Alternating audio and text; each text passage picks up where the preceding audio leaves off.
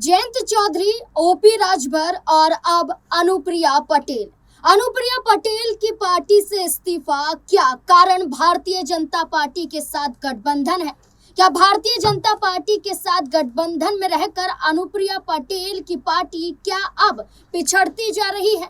क्या अनुप्रिया पटेल पर आरोप लगाना उनकी ही पार्टी के राष्ट्रीय अध्यक्ष का क्या साबित कर रहा है कि भारतीय जनता पार्टी में एनडीए गठबंधन मजबूत नहीं बल्कि एनडीए गठबंधन में फूट पड़ चुकी है? और इसका कारण है कि पार्टी से लगातार होते इस्तीफे, चाहे वक्फ संशोधन बिल के आधार पर जयंत चौधरी और ओपी राजभर की पार्टी से मुस्लिम नेताओं ने इस्तीफा दिया हो, या फिर अनुप्रिया पटेल की पार्टी के राष्ट्रीय अध्यक्ष राजकुमार पाल ने अपने पद से इस्तीफा देते हुए ये कहा हो कि अनुप्रिया पटेल और उनके पति आशीष पटेल की जो कार्यशैली है वो ठीक नहीं है, उनके कार्यकर्ताओं की उपेक्षा कम हो रही है। और ऐसे में गंभीर आरोप अनुप्रिया पटेल पर लगाए गए। न सिर्फ राजकुमार पाल बल्कि इसके अलावा जिला स्तर पर भी कई नेताओं ने इस्तीफा सौंप दिया है, जिसका कारण अनुप्रिया पटेल की पार्टी पर उनकी कार्यशैली पर लगाया गया है।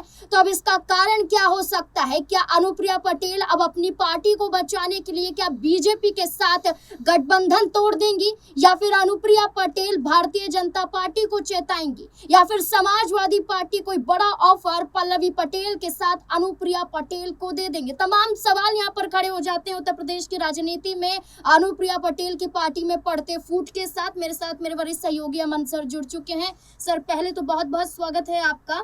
सर, पल्लवी पटेल जो अपना दल कमेरावादी हैं, इससे पहले वो अपनी बहन के साथ ही गठबंधन में थी, या कहें कि एक ही पार्टी थी, अपना दल सोनेलाल। लेकिन जैसे ही देखा बड़ा विवाद खड़ा हुआ तो पल्लवी पटेल ने अपनी राहें अलग कर ली। अनुप्रिया पटेल भारतीय जनता पार्टी के साथ रही, लेकिन पल्लवी पटेल समाजवादी पार्टी के साथ जुड़ी थी, लेकिन समाजवादी पार्टी के साथ लोकसभा चुनाव में गठबंधन तोड़ा। लेकिन रामजी लाल सुमन पर जो प्रहार करनी सेना ने किया, तब पल्लवी पटेल सपा के समर्थन में आ गई। तो सपा का साथ तो मिल रहा है पल्लवी पटेल को, लेकिन भारतीय जनता पार्टी का साथ अनुप्रिया पटेल को नहीं मिल रहा, क्योंकि आरक्षण के मुद्दे पर भी अनुप्रिया पटेल ने बीजेपी को घेरा था। अब उनकी पार्टी से इस्तीफा, और ये बताया जा रहा है कि पार्टी में कमी है, कमजोरी अनुप्रिया पटेल है। क्या कहेंगे इसको? देखिए, पहली बात तो विचारधारा की बात यहाँ पर कही गई, क्योंकि राजकुमार पाल जो प्रदेश अध्यक्ष है, उन्होंने साफ तौर पर कहा कि सोनेलाल ने जिस तरह से पार्टी को शुरू किया था उसमें अंबेडकर जी की विचारधारा थी, लेकिन मौजूदा जो पार्टी है जिसको हम अपना दल सोनेवाल कहते हैं या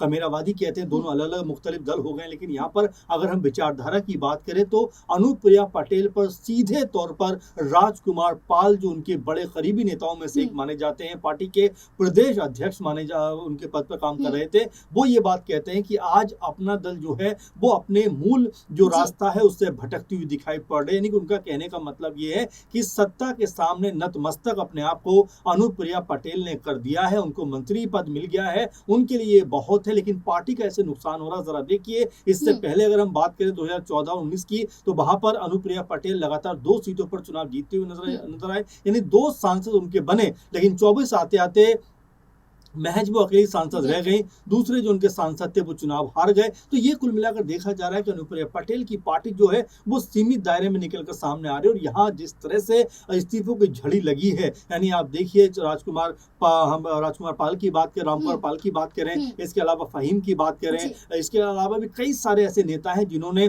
पार्टी को छोड़ा है। इसमें एक चीज और भी जोड़ना चाहिए नाज़मीन, की जब से वक्फ का मामला सामने आया है और यहाँ पर जितने भी सहयोगी दल हैं जिन्होंने बीजेपी का साथ दिया है, वो कहीं ना कहीं मुश्किलों में घिरे हुए दिखाई पड़ते हैं। अगर उत्तर प्रदेश की बात करें, जयंत चौधरी की पार्टी की आप बात करिए, कई बड़े नेताओं ने इस्तीफा दिया, और यहाँ तक कि कई बड़े मुस्लिम चेहरे आज जो आरएलडी के सबसे मजबूत पिलर हुआ करते थे, उन्होंने पार्टी से अपने आप को अलग कर लिया। ओपी राजभर की बात करें, उनकी पार्टी में भी इस तरह से कई इस्तीफे हुए। आप संजय निषाद की बात करें, वो भी कहने के परेशान हुए घूम रहे हैं। राजा भैया भी एक तरीके से अलग थलग दिखाई पड़ते हैं। अनुप्रिया पटेल जो इससे पहले भी आप देखिए तो नजूल संपत्ति के मामले पर योगी जी के ऊपर सवाल उठा चुकी थी, और आरक्षण के मामले पर भी उन्होंने अपना जिस तरह का रुख सामने रखा, उससे ऐसा लगा कि वो बीजेपी के साथ तो हैं, लेकिन बीजेपी की हर एक नीति के ऊपर, बीजेपी की हर एक आइडियोलॉजी के ऊपर वो उनके साथ नहीं जाएंगी। अब जबकि उनकी पार्टी में इस्तीफों की झड़ी लगी है, एक के बाद एक तमाम बड़े नेताओं ने इस्तीफे दिए हैं, तो कहीं ना कहीं पार्टी यहाँ पर कमजोर होती हुई दिखाई सर, पड़ेगी। कारण क्या ये भी हो सकता है कि केंद्रीय गृह मंत्री अमित शाह ने जब संसद में ये जी। कहा था कि अंबेडकर का नाम कब तक जपते रहेंगे आप, वही भारतीय जनता पार्टी जो हिंदुत्ववाद विचारधारा पर चलती है, वो भारतीय जनता पार्टी भीमराव अंबेडकर का अपमान करती है। और मैनपुरी में हमने भीमराव अंबेडकर की मूर्ति को तोड़ते हुए भी देखा था, बिल्कुल। जिसके बाद सपा ने ये मुद्दा उठाया तो ये जी। कहा था कि भारतीय जनता पार्टी की सोची समझी साजिश है। क्या जी। यही आधार बन रहा है कि दलितों का अपमान उत्तर प्रदेश में? बिल्कुल। और यहाँ पर जब हम पल्लवी पटेल को देखते हैं, जिस तरह से रामजीलाल सुमन के साथ में बर्ताव हुआ, उसके खिलाफ उन्होंने कह सकते हैं बड़े तौर पर मुहिम चलाते हुए, प्रदर्शन करते हुए कहीं ना कहीं बीजेपी को घेरने का काम किया और यहाँ तक कि सपा के साथ खड़ी हुई नजर आई। लेकिन पल्लवी पटेल जो खुद एक समय राज्यसभा की जब बात चल रही थी तो बीजेपी को सपोर्ट करती हुई नजर आई थी, लेकिन शायद उनकी अब पूरी तरह से आंखें खुल चुकी हैं कि बीजेपी का साथ देने का मतलब है अपने पैरों पर कुल्हाड़ी मारना। अब जबकि आपने जिक्र कर दिया कि अमित शाह जो गृह मंत्री हैं, संसद में खड़े होकर अंबेडकर के नाम को जिस तरह से एक अलग कह सकते हैं तरीके से लेते हुए नजर आते हैं कि अंबेडकर अंबेडकर अंबेडकर, इतना अगर नाम भगवान का आप जपते तो कहीं ना कहीं आपको स्वर्ग नसीब होता, इस तरह की बातें वो करते हुए नजर आते हैं। तो यहाँ अब क्या अनुप्रिया पटेल की पार्टी के लोग इसी बात से आहत हैं कि भाई अनुप्रिया को जिस जगह पर स्टैंड लेना चाहिए था, मजबूती के साथ में जो है अपनी बात को रखना चाहिए था, लेकिन सत्ता के दबाव में जिस तरह से वो अपने आप को कह सकते हैं कि पार्टी के सामने कमजोर करती हुई दिखाई पड़ रही हैं, पार्टी के सामने मजबूत स्टैंड नहीं रख रही हैं, इससे अपना दल जो है वो कमजोर हो रही है। और अगर अपना दल कमजोर होगी तो उसके नेता और ज्यादा कमजोर होते हुए नजर आएंगे। लेकिन अब यहाँ पर जिस तरह इस्तीफे हुए, जिस तरह से कई बड़े नेताओं ने पार्टी छोड़ने का फैसला किया, उससे आप ये मानकर चले कि 27 से पहले अब यहाँ अनुप्रिया पटेल की पार्टी को बड़ा झटका लग सकता है। और अगर ये नेता सपा में जाकर शामिल हो गए तो यकीन जानिए कि सपा का जिस तरह से 2024 में प्रदर्शन रहा है, 37-38 लोकसभा सीटें उन्होंने जीती हैं, यहाँ पर वो छलांग मारकर कहीं सत्ता के ऊपर काबिज होते हुए नजर ना आ जाए। बिल्कुल। अगर हम बात करें तो राजकुमार के साथ साथ प्रदेश सचिव कमलेश विश्वकर्मा, अल्पसंख्यक मंच के प्रदेश सचिव मोहम्मद अफीम और जिला महासचिव बीएल पासी ने भी पार्टी से इस्तीफा दे दिया है। और इसके साथ आपको ये बता दें, जब राजकुमार पाल से सवाल पूछा गया कि क्या अब समाजवादी पार्टी में जाएंगे, पल्लवी पटेल के साथ जाएंगे, रुख क्या होगा आपका, तो विचार करने की बात कही गई कि विचार जरूर किया जाएगा, लेकिन ये दावा जरूर किया गया कि उस विचारधारा पर अनुप्रिया पटेल नहीं चल रही है। पार्टी में कमजोरी का कारण अनुप्रिया पटेल और उनके पति आशीष पटेल पर लगाए जाते हैं। आरोप सिर्फ आशीष पटेल पर भी लगे थे, घोटाले से जुड़े हुए, मनी लॉन्ड्रिंग के मामले से। तो क्या ये भी कारण हो सकता है? और क्या लगता है कि अनुप्रिया पटेल को अब अन्य दल का सहारा लेना पड़ेगा, क्योंकि भारतीय जनता पार्टी के साथ तो उनकी साठगांठ नहीं चल रही है? देखिए, जाहिर बात है आशीष पटेल के ऊपर कई सारे आरोप लगे, कई घोटाले के आरोप उनके ऊपर लगे, लेकिन वहां पर अपने आप को वो बचाते हुए दिखाई पड़े। लेकिन पार्टी के अंदर जिस तरह का तूफान मचा हुआ है, वो ये बता जरूर रहा है कि अपना दल के अंदर बहुत कुछ बेहतर नहीं चल रहा है। पार्टी का जो तालमेल होना चाहिए वो नजर नहीं आता।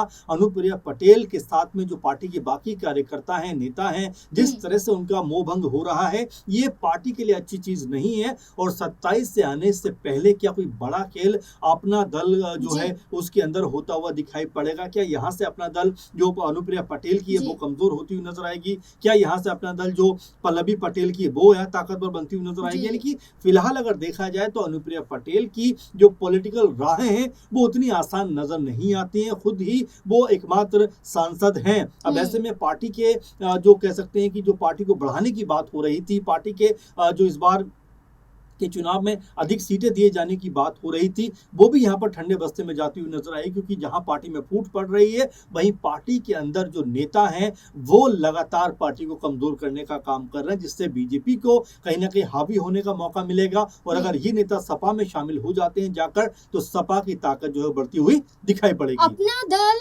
सोनीलाल और अपना दल कमेरावादी प्रमुख, अगर हम पल्लवी पटेल की बात करें और इधर अपना दल एस अनुप्रिया पटेल की बात करें, तो इनको अलग करने का कारण भी भारतीय जनता पार्टी ही बनी थी जब पल्लवी पटेल ने अपनी राहें अलग कर ली थी। लेकिन क्या अब यही भारतीय जनता पार्टी फिर से कारण बनेगी कि पल्लवी पटेल और अनुप्रिया पटेल फिर से हाथ मिला ले और समाजवादी पार्टी उन्हें सहारा देती हुई नजर आए? क्योंकि उत्तर प्रदेश की राजनीति में भारतीय जनता पार्टी के अंदर वैसे ही योगी आदित्यनाथ को हटाने की खलबली तेज है। इस बीच में अनुप्रिया पटेल की पार्टी से इस्तीफा और अनुप्रिया पटेल पर लगते आरोप कि भारतीय जनता पार्टी की विचारधारा को फॉलो करना और अपनी विचारधारा से भटक जाना ये कारण है कि अब अनुप्रिया पटेल मजबूत नहीं बल्कि बीजेपी के साथ रहकर और भी ज्यादा कमजोर हो गई हैं। अब देखना होगा कि उत्तर प्रदेश की राजनीति में अनुप्रिया पटेल अब क्या फैसला लेती हुई नजर आती हैं। इन तमाम मुद्दों को लेकर, अनुप्रिया पटेल के कदम को लेकर, पार्टी में पड़ती फूट को लेकर आपकी क्या राय है? अपनी राय कमेंट सेक्शन में जरूर दें। देखते रहें SP9 न्यूज। धन्यवाद।